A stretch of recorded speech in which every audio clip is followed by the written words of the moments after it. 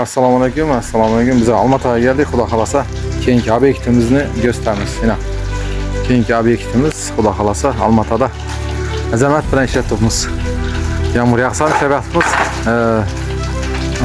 Aynan davraklarni ko'parib, ustidan plita qistiramiz. Devonda sal ko'si bor ekan, yerini oldik.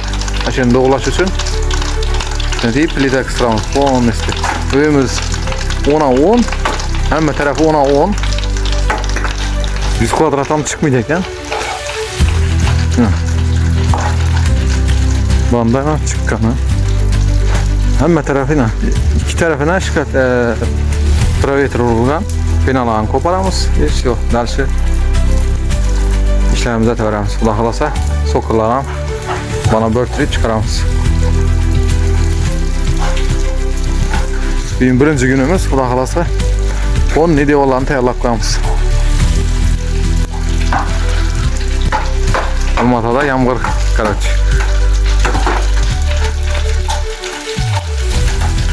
Ko'parish ishlari ketib turibdi.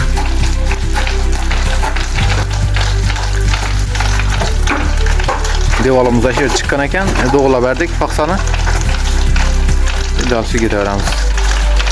Sizlardan bir iltimos, bizlar ham qo'llab-quvvatlangan meydan vaqti like yozsin, bir like bosmanglar sizlar. Podarka beraman desam, kommentariya bilan like-ni ayamaysizlar, lekin shunday vaqti poddesh etmaysizlar. Kanalimiz cho'kmasligi uchun poddesh etib beramiz. Rahmat, oldindan.